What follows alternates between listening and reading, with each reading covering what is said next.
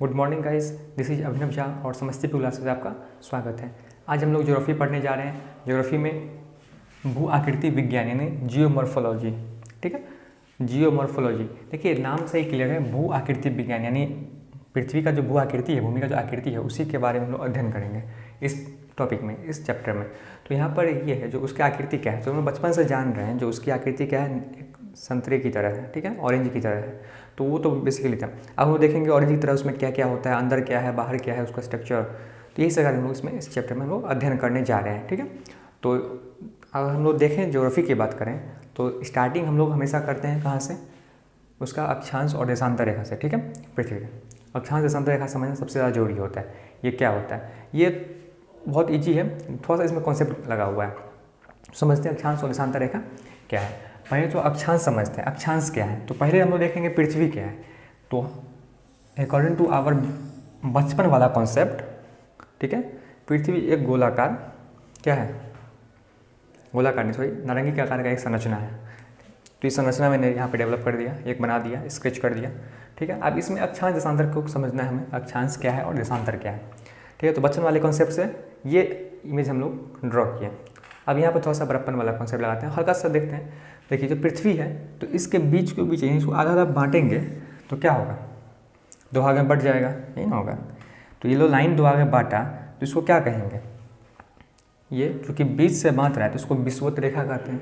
क्या कहते हैं, विषुवत रेखा। अब कुछ आदमी ये भी बोलेंगे इसमें से, या किन्हीं के मन में डाउट होगा, जो जब बीच से ही बांटना है, जब ये बॉल है, एक गेंद की तरह है, नारंगी की तरह है, तो इसको ऐसे भी बांट सकते थे बीच से, इसको ऐसे भी बीच से बांट सकते, कहीं से काटिएगा तो कटेगा ही, इक्वल हाफ में कटेगा। बात सही है सबका, सभी लोगों का बात अपने अपने जगह पर सही है। कहीं से भी इसको काटिए तो ये कट जाएगा। लेकिन यहाँ पर ध्यान ये रखना है, जो हम लोग अध्ययन के हिसाब से हमेशा सिंपल मानते हैं, ठीक है, सिंपल ही लेके चलते हैं। फिर आगे बताएंगे हम लोग ऐसे ही क्यों लेते हैं, हॉरिजॉन्टली क्यों लेते हैं, वर्टिकल क्यों नहीं लेते हैं। ठीक है, लेकिन यहाँ पर ये समझिए जो अध्ययन के लिए तो हम लोग को अगर इमेजिंग करना होगा तो हम लोग आधा आधा काटना होगा कोई, तो उसको ऐसे काटेंगे, कभी ऐसे नहीं सोचते हैं। तो ये बात है, इसको क्या करते हैं, इसे काट दिए बीच से। तो ये हो गया विषुवत रेखा। क्या हो गया, ये हो गया विषुवत रेखा। ठीक है, बीच से जो बांटता है। अब ये विषुवत रेखा हो गया, और विषुवत रेखा से ऊपर की ओर जो है ये है नॉर्थ पोल, और ये है दक्षिण की ओर जो है वो साउथ पोल है। पृथ्वी जो है एक मैग्नेट की तरह ये एक्ट करती है, इसका बिहेव जो है एक मैग्नेट की तरह है, जिसमें ऊपर का भाग नॉर्थ पोल और नीचे का भाग साउथ पोल की तरह व्यवहार करता है। तो चलिए यहाँ पर देखते हैं। अब विषुवत रेखा से अगर हम ऊपर की ओर जाते हैं, ठीक है, या नीचे की ओर जाते हैं, यानी विषुवत रेखा से जो कोणीय दूरी है ऊपर की ओर या नीचे की ओर, ठीक है, इसी कोणीय दूरी को क्या कहते हैं, अक्षांश कहते हैं। क्या कहा जाता है, अक्षांश कहा जाता है। यानी पृथ्वी का ये अक्षांश हो गया। समझ गए, सभी लोगों को समझने में दिक्कत नहीं हो रही होगी। ये हो गया अक्षांश। ठीक है, विषुवत रेखा से कोणीय दूरी जो है या तो ऊपर की ओर या नीचे की ओर, वो क्या कहलाएगी, अक्षांश कहलाएगी। कोणीय दूरी पे एक वृत्त बन रहा है। अब देखिए विषुवत रेखा कोणीय दूरी पे बना हुआ क्या है ये। अब यहाँ पर एक चीज़ और कॉन्सेप्ट ध्यान रखना है, जो दो विषुवत रेखा हमेशा पैरेलल होगा। क्या होगा, हमेशा ऑलवेज पैरेलल होगा। यानी अगर यहाँ पर जो डिस्टेंस होगा तो इन दोनों के बीच में डिस्टेंस क्या होगा, पैरेलल होगा। या ये दो विषुवत रेखा लेते हैं तो दोनों डिस्टेंस पैरेलल होगा। तो विषुवत रेखा क्या होता है, हमेशा पैरेलल होता है। इतना समझ में आ गया। अब देखिए विषुवत रेखा पैरेलल नहीं होता, अक्षांश पैरेलल होता है।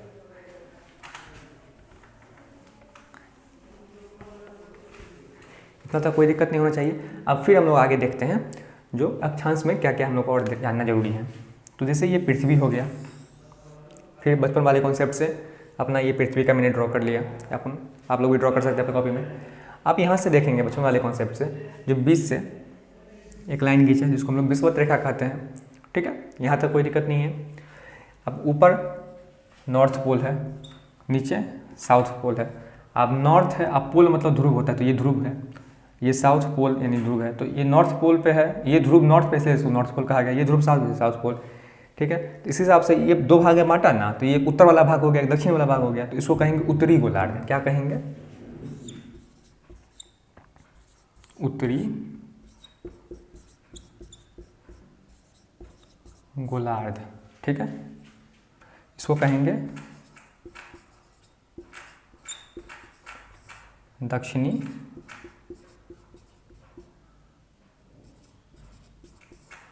गोलार्ध।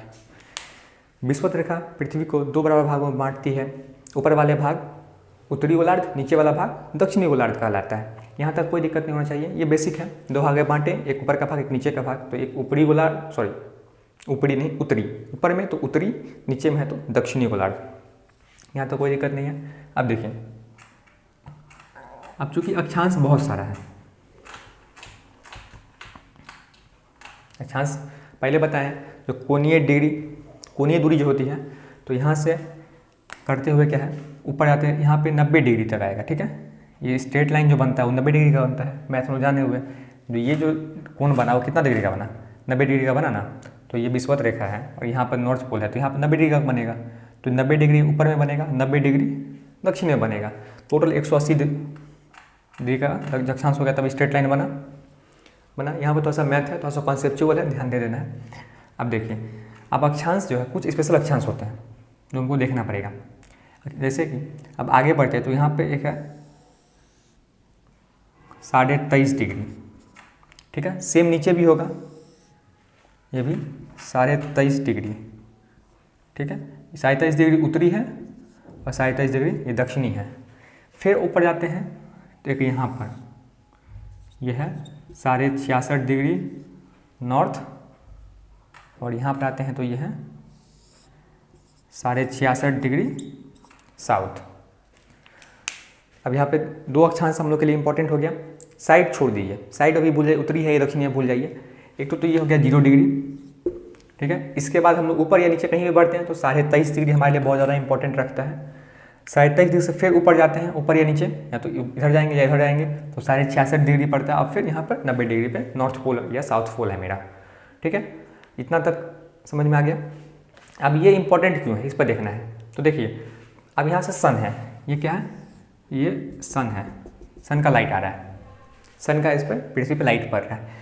तो क्या होता है, सन का लाइट विषुवत रेखा पे हमेशा स्ट्रेट रहता है, या सबसे ज़्यादा समय अगर कहीं लाइट रहता है, सन का गर्मी पड़ता है तो वो कहाँ है, सबसे ज़्यादा एनर्जी कहाँ पड़ता है, तो क्या है, विषुवत रेखा पर पड़ता है। यहाँ पे हमेशा एनर्जी पड़ता है सर सन का, वैसा गर्मी है। इसके अलावा क्या होता है, ये 21 जून और ये 21 सितंबर,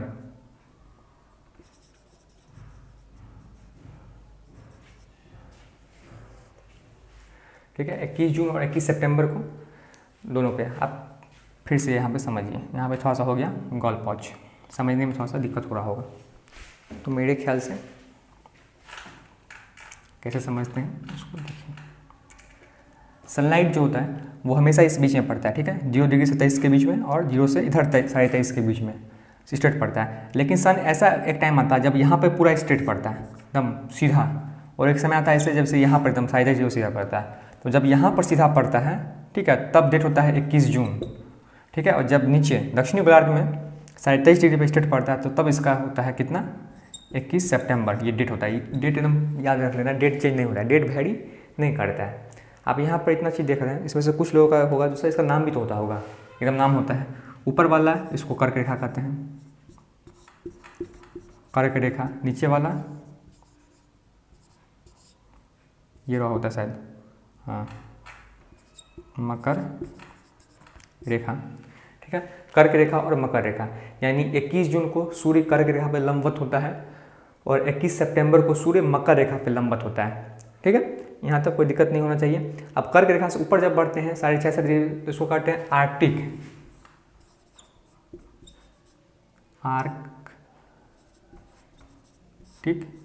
वृत्त, और ये अंटार्कटिक। ऊपर चूँकि आर्कटिक है, आर्कटिक सागर है, और अंटार्कटिका जो है वो महाद्वीप है।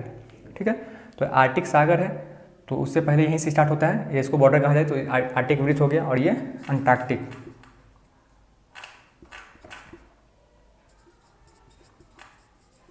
अंटार्कटिक वृत्त, इतना तक दिक्कत नहीं होना चाहिए, ये समझ में आ गया। अब देखिए, ये नाम दोबारा मैं नहीं लिखूंगा, बस बता दूंगा मौके की। डेट कार्ड हम लोग देख रहे हैं। अब इसके ऊपर जब जाते हैं तो सूर्य तिरछा पड़ता है।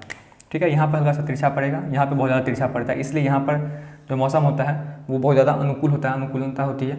और यहाँ पर क्या होता है, अनुकूलता करने का मतलब बहुत ज़्यादा गर्मी नहीं होता, ठंडा नहीं पड़ता है। और यहाँ पर क्या होता है, जो बहुत ज़्यादा ठंड पड़ता है, चूँकि सूर्य का जो ये लाइट है वो बहुत तिरछा पहुँचता है यहाँ पे, इस चक्कर में ऐसा होता है। इसका जब 3D इमेज जब हम लोग देखेंगे तो समझ में आएगा जो कैसे तिरछा पहुँचता है। आपको अभी तो लग रहा है यहाँ भी सीधा ही पड़ता है, यहाँ भी सीधा ही पड़ता है, लेकिन ऐसा नहीं होता है, क्योंकि पृथ्वी जो है रोटी की तरह चपटी नहीं ना, गोल है ना, इस चीज़ को समझना पड़ता है। चलिए अब देखते हैं, ये हम लोग अभी अक्षांश के बारे में ही देख रहे हैं, देशांतर के बारे में नहीं देख रहे हैं। तो अक्षांश के बारे में तो इतना देख लिए, नाम समझ रहे हैं। अब देखिए अक्षांश में अब आर्कटिक अंटार्कटिक रेखा हो गया, फिर कर्क रेखा या मकर रेखा हो गया, विषुवत रेखा हो गया, सबका क्या महत्व है ये देखते हैं। तो पृथ्वी है, तो पहले तो बांट दिए 20 से 2 भाग में, फिर थोड़ा सा ऊपर जाकर बांटे 23.5 डिग्री पे, ये हो गया कर्क रेखा में और ये हो गया मकर रेखा में, फिर आर्कटिक वृत्त और ये अंटार्कटिक वृत्त हो गया। तब देखिए कर्क और मकर के बीच का क्षेत्र है ये होता है उष्ण कटिबंध का क्षेत्र। क्या होता है? उष्ण कटिबंध का क्षेत्र। उष्ण मतलब गर्मी, यानी हमेशा यहाँ पे, पहले बता दिए यहाँ पे सनलाइट सबसे ज़्यादा प्रभाव पड़ता है, ठीक है। या तो ऊपर जाएगा ये सनलाइट, यहाँ देखिए सन ऐसे आया, लाइट यहाँ पर पड़ता है, फिर धीरे बढ़ते बढ़ते बढ़ते यहाँ पर आया, फिर लाइट घटते घटते यहाँ पर आएगा, फिर बढ़ते बढ़ते यहाँ पर जाएगा, फिर ये आ जाएगा। यानी पेंडुलम जो जैसे घड़ी है, इसका पेंडुलम है, इसे लटक रहा है, तो ये यहाँ पे आता है बॉब, और फिर बॉब घूम के यहाँ पे आता है, यानी इतना ही दूर चक्कर काटता है, यहाँ पर तो नहीं जाएगा, इतना ही दूर रहेगा। तो अगर ये गर्म कर दिया जाए तो इसकी गर्मी इतना ही दूर रहेगी, आपके हाथ जलने की संभावना इतना ही दूर रहेगी, इतना जितना दूर इसका क्या होगा, परिवहन क्षेत्र होगा। तो वही हाल यहाँ पे सन का भी है। सन का जो लाइट जो रे होता है, सन का प्रकाश का जो किरण होता है, वो सीधा या तो यहाँ पहुँचेगी या यहाँ, मैक्सिमम इतना, इससे आगे तो सीधा नहीं जाएगी, फिर तिरछी जाती है। तो इस दूर में क्या होता है, ज़्यादा गर्मी पड़ता है, इसलिए चूँकि हमेशा ये क्षेत्र गर्म रहता है, या अधिकांश समय का, हमेशा नहीं अधिकांश समय सबसे ज़्यादा गर्मी का अनुभव करता है ये क्षेत्र, इसलिए इसको उष्ण कटिबंध कहते हैं। क्या कहते हैं? उष्ण कटिबंध। अब इससे ऊपर जा रहे हैं, ठीक है, तो क्या होगा, धीरे धीरे ठंडा होगा, यानी गर्मी धीरे घटेगा, तो ये क्षेत्र क्या हो जाएगा, शीतोष्ण कटिबंध। शीतोष्ण कटिबंध। सेम यहाँ भी होगा, ये भी क्षेत्र होगा शीतोष्ण कटिबंध का, सेम क्षेत्र, ऊपर भी शीतोष्ण, नीचे भी शीतोष्ण कटिबंध का क्षेत्र हो गया। यानी 23.5 डिग्री से 66.5 डिग्री के बीच का क्षेत्र जो है वो होता है शीतोष्ण कटिबंध का क्षेत्र। अब देखिए शीतोष्ण कटिबंध क्यों कहे, क्या है, ये थोड़ा सा ठंडा है, थोड़ा सा गर्म है, ये ना ही पूरा गर्म है ना ही पूरा ठंडा है, इसलिए शीत प्लस उष्ण, शीतोष्ण कटिबंध बन गया। अब इससे जब ऊपर जाते हैं तो यहाँ पर सनलाइट बहुत तिरछी पहुँचती है, और चूँकि ये ध्रुव का क्षेत्र है, और यहाँ पे इसका ये ऐसे है ना, एक्चुअल में इस ध्रुव में ये इस तरह से रहता है, तो इस कारण क्या होता है, एक ध्रुव यहाँ पे है और एक ध्रुव यहाँ पे है, तो सनलाइट यहाँ पर कभी कभी ऐसा भी होता है 6 महीने लाइट पहुँचता है, फिर 6 महीने लाइट नहीं पहुँचता है, तो 6 महीने के दिन 6 महीने की रात होती है। सेम फिर मौसम चेंज होगा, करवट पृथ्वी बदलेगी, अपनी जगह से घूमती है, फिर घूमेगी, तो फिर क्या होगा, यहाँ पे वो सिचुएशन आ जाता है। तो इस चक्कर में क्या हो जाता है, जो फिर यहाँ पर 6 महीने के दिन और 6 महीने की रात होती है। इतना समझ में आ गया? तो जहाँ 6 महीने दिन 6 महीने की रात होगी, यानी वहाँ पर लाइट बहुत कम पहुँच रही है, बहुत तिरछी जा रही है, तो उसका क्या होगा, लाइट को ज़्यादा तिरछी जाने का मतलब क्या है, जैसे अगर हमें यहाँ पहुँचना है, ठीक है, इस लाइन में पहुँचना है, यहाँ पहुँचे तो तुरंत पहुँच गए, यहाँ पहुँचना है इस लाइन पर, यही सतह पर, इतना तो ज़्यादा एनर्जी ट्रेवल करना पड़ रहा है ना। लाइट एक एनर्जी है, तो जितना दूर ये घूमेगा, जितना दूर ये हवा में रहेगा, उसका उतना एनर्जी क्या होगा, डिक्रीज होगा, डाउन होगा, उतना ये कम हीट प्रोड्यूस कर पाएगा। तो वही होता है यहाँ पर। तो इस कारण क्या होता है, यहाँ पर हीट का मतलब ये जो बहुत ज़्यादा ठंड होता है। इससे ध्रुवीय प्रदेश जो है, चाहे उत्तरी हो या दक्षिणी हो, हमेशा ठंड रहती है। अब इसका अनुमान आप इसे लगा लीजिए, ये जो उत्तरी ध्रुव है ये हमारा क्या है, जिसको आर्कटिक प्रदेश कहते हैं, ये एक महासागर है, आर्कटिक महासागर है, लेकिन वो बर्फ़ के कारण, जम ठंड के कारण बर्फ़ की पूरा लेयर बना के रखती है, जमी हुई रहती है, ठीक है। तो ये क्या है, शीत कटिबंध। नीचे भी शीत हो गया कटिबंध।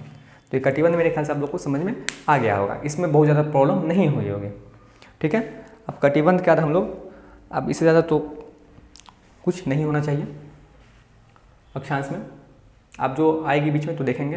देखिए अक्षांश का अभी इतना समझ लीजिए, इसके बाद फिर अक्षांश में क्या है जो अब हम लोग फिर पढ़ेंगे। 40 डिग्री अक्षांश को क्या कहते हैं, 45 डिग्री को क्या कहते हैं, या 60 डिग्री को क्या कहते हैं, जैसे वो चिकित्सा चालीसा वगैरह, मतलब हम लोग पढ़ते हैं ना, जब पढ़ेंगे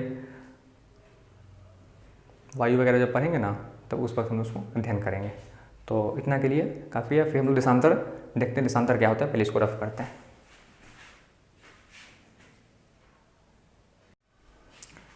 अब देखिए हम लोग अक्षांश देख लिए थे, आप देशांतर देख रहे हैं। देशांतर क्या होता है? देशांतर रेखा जो है वो ये भी अक्षांश की तरह ही है, पृथ्वी पर खींची गई काल्पनिक रेखा है। दोनों भी कोई वो मतलब आभासी रेखा है, मतलब उसको आभास नहीं, तो उसको आप देख नहीं सकते जो यहाँ पर अक्षांश क्रॉस कर रहा है या यहाँ से देशांतर जा रहा है, आपको दिखेगा नहीं, ये काल्पनिक रेखा है, ठीक है। तो ये देशांतर के बारे में समझते हैं। तो ये पृथ्वी हो गया। हम लोग देखे थे जो विषुवत रेखा से जो कोणीय दूरी पर जो रेखा बन रही है उसको हम लोग अक्षांश कहते थे। अब देशांतर की बात करते हैं। तो देशांतर क्या है? जो पृथ्वी के दोनों ध्रुव को मिलाने वाली लंबवत रेखा जो है, इसको क्या कहेंगे हम लोग? देशांतर रेखा कहेंगे, ठीक है। ये अर्धवृत्ताकार होती है, मतलब अगर ऐसे पृथ्वी है, ठीक है, तो एक ध्रुव से खींचे और दूसरे ध्रुव लाकर खत्म कर दिए, फिर इधर से उठा कैसे लाएंगे तो ये एक अलग वृत्त हो जाता है, ये सेम अक्षांश दूसरा अक्षांश हो जाता है, ठीक है। तो ये अर्धवृत्ताकार होती है। और ये क्या होता है? ये समांतर भी नहीं होता है। समांतर नहीं होता है कहने का मतलब है,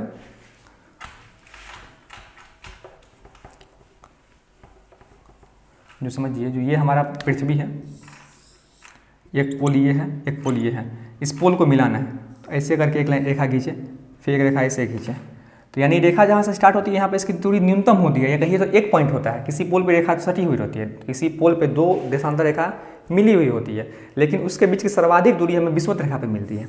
कहाँ मिलती है? विषुवत रेखा पे, ठीक है। यानी दो देशांतर रेखाओं के बीच सर्वाधिक दूरी हमें विषुवत रेखा पे मिलती है, और ये लगभग होती है 111 किलोमीटर के आसपास। यानी विषुवत रेखा पे दो देशांतर के बीच की दूरी होती है 111 किलोमीटर के आसपास, 111 से कुछ ज़्यादा, 111.3 के आसपास होती है, आई थिंक। तो ये हो गया हमारा देशांतर रेखा। इसका बहुत ज़्यादा कुछ नहीं पढ़ना है। देखिए देशांतर रेखा इंपॉर्टेंट है टाइम के लिए, समय के लिए और तिथि के लिए, ठीक है। हमारे पास हमारी पृथ्वी पर जो होती है ना, टोटल 180 देशांतर रेखाएँ, 180 देशांतर रेखाएँ, ठीक है। और सभी को 1 डिग्री देशांतर, 2 डिग्री, इस तरह से हम लोग अलग अलग करते हैं, ठीक है। 180 देशांतर रेखाएँ खींची गई है। अब 180 है, अब ये पृथ्वी गोल है, अब इसको एक मानिए या इसको एक मानिए, बात तो बराबर है। इसको एक मान के गिनिएगा तब 180 यहाँ पर पूरेगा, इसको एक माने गिनिएगा तो 180 यहाँ पर पूरेगा, इसको एक मानिएगा तो 180 यहाँ पर पूरेगा, मतलब उल्टा पुल्टा पूरता है। तो लोग बोले क्या, पहले एक रेखा का निर्धारण कीजिए, ठीक है। तो वो एक रेखा का निर्धारण कहाँ किया गया? तो जब ये कॉन्सेप्ट आया एक रेखा का निर्धारण कीजिए, तो उस वक्त क्या था, इंग्लैंड का दबदबा था वर्ल्ड में। तो इंग्लैंड जो है वो अपने क्षेत्र से स्टार्ट किया, ठीक है। तो इंग्लैंड में एक शहर है ग्रीनविच, वहाँ से एक रेखा गुजरती है, उसको माना गया चलिए 1 डिग्री देशांतर है। अब उससे पूरब की ओर जाते हैं, ठीक है, तो 1 डिग्री पूर्वी देशांतर, 2 डिग्री पूर्वी देशांतर, 3 डिग्री पूर्वी देशांतर। उससे पश्चिम जाते हैं तो 1 डिग्री पश्चिमी देशांतर, 1 डिग्री, ठीक है, ऐसा से हुआ। समझ में आ गया? इससे पहले हम थोड़ा स्लिप कर गए थे। देखिए टोटल पूरब की ओर बढ़ेंगे तो यहाँ पर मिलेगा 180 देशांतर, इधर भी बढ़ेंगे तो यहाँ भी मिलेगा 180 देशांतर, ठीक है। दोनों मिला, दोनों तरफ 180 मिलता है, लेकिन कॉमन क्या है, जो इसका 180वां देशांतर और इसका 180वां देशांतर दोनों सेम होगा। यानी 1 डिग्री पश्चिम, फिर 2 डिग्री पश्चिम करते हुए 179 डिग्री पश्चिम रहेंगे, फिर 180 डिग्री पश्चिम जो होगा ना, वही सेम इधर से 180 डिग्री पूर्वी होगा, यानी दोनों रेखा कॉमन होगा आपस में, ठीक है। ये होता है तिथि रेखा। अब तिथि रेखा क्यों होता है इसका हम लोग चर्चा करते हैं। देखिए यहाँ पे रेखा के बारे में 1 डिग्री पश्चिम पूर्वी के बारे में समझ रहे हैं। अब ये ग्रीनविच लाइन है, तो ग्रीनविच से पूरब जाएंगे तो समय आगे रहेगा, समय क्या रहेगा, आगे रहेगा। और ग्रीनविच से पश्चिम जाएंगे तो समय क्या रहेगा, पीछे रहेगा, ठीक है। आगे रहने का मतलब ये है, जो ग्रीनविच में अगर 6 बजा है, ठीक है, तो यहाँ पर आगे रहेगा, मतलब 6 पहले बज गया तो यहाँ पर 8 बज रहा होगा, 7 बज रहा होगा, 9 बज रहा होगा, 6:30 बज रहा होगा, यही होगा। लेकिन पीछे मतलब क्या है, यहाँ 6 बजने वाला नहीं है, अभी 6 यहाँ बजाते हैं, इससे पहले यानी 5:30 बज रहा होगा, या 5 बज रहा होगा, या 4 बज रहा होगा, या 3 या 2 या 1 इस तरह से बज रहा होगा। तो पीछे मतलब ये होता है, ठीक है। आप अक्षांश के बारे में यहाँ पर समझ रहे हैं इतना। अब ये देखिए, अभी तिथि रेखा के बारे में जानते हैं। तिथि रेखा उसको क्यों कहते हैं, 1 यानी 180 डिग्री अक्षांश को, देखिए जैसे 0 डिग्री देशांतर को हम लोग कहते हैं मानक समय रेखा, और इसे 180 डिग्री को कहते हैं, 180 डिग्री देशांतर को कहते हैं हम लोग तिथि रेखा, अंतर्राष्ट्रीय तिथि रेखा। ये इसलिए कहते हैं अंतर्राष्ट्रीय तिथि रेखा क्योंकि देखिए जैसे ये 180 डिग्री है, ठीक है, ये पूर्वी साइड से हम लोग जा रहे हैं और ये पश्चिमी साइड से हम लोग जा रहे हैं। दोनों का 180 डिग्री सेम है, अभी बताए हैं, पूर्वी से 180 डिग्री सेम है, अब पश्चिम से भी 180 डिग्री सेम है। जब दोनों का 180 डिग्री सेम है तो पूर्व से समय आगे जाएगा, ठीक है, पश्चिम समय पीछे आएगा। तो एक ऐसा समय आता है कन्ना के अनुसार, जैसे जैसे अब यहाँ पर ये भी समझना है, जो 1 डिग्री देशांतर क्रॉस करने में, 1 देशांतर क्रॉस करने में 4 मिनट का समय लगता है। कितना लगता है? 4 मिनट लगता है। तो इस हिसाब से करना कीजिए, जो हमें 180 देशांतर क्रॉस करने में कितना लगेगा,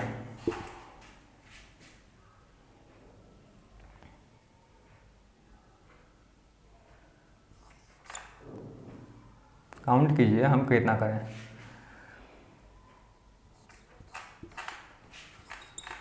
720 मिनट, ठीक है। और इधर पीछे भी सेम टाइम लगेगा, यानी 720 और 720 को अगर हम लोग देखते हैं तो कितना होगा 1440। इसको 60 से करते हैं, 6 से करते हैं तो कितना होगा 6 दूना 12, 2 6 24, यानी 24 घंटा हो गया ना। 720 14 कैसे हो, देखिए 1 डिग्री देशांतर क्रॉस करने में हमें लगता है 4 मिनट। टोटल पूरब की ओर 180 देशांतर है, पश्चिम की ओर भी 180 देशांतर है। तो 180 क्रॉस करते हैं इधर, इंटू 4 करते हैं तो 720 मिनट लग गया, ठीक है। इधर भी 180 क्रॉस करते हैं पीछे की तरफ, तो ये भी 4 मिनट लगता है तो 720 हुआ। टोटल होता है 1440। इसको 60 मिनट से करते हैं, चूँकि मिनट में है इसको घंटा में चेंज करेंगे तो मिलेगा कितना 24 घंटा, ठीक है। तो चूँकि 24 घंटा हो गया, यानी 1 डेट बढ़ जाता है। यानी आप अगर इधर पश्चिमी देशांतर में आप 1 कदम बढ़ के पोजीशन में चले जाइएगा तो आप 1 दिन क्रॉस कर लीजिएगा, ठीक है। अब ये देखिए, अब ये भी 1-2 चीज़ें कभी कभार पूछता है एग्जाम में, या नहीं भी रहता है, लेकिन जानना जरूरी हो सकता है आगे मिल जाए। जियोडिक देशांतर रेखा जो है, जियोडिक देशांतर रेखा जो समय का निर्धारण करती है, ठीक है, वो अटलांटिक महासागर से गुजरती है। अटलांटिक महासागर से होकर गुजरती है। और जो 180 डिग्री देशांतर रेखा है, 180 डिग्री देशांतर रेखा, ये कहाँ से होकर गुजरती है, ये प्रशांत,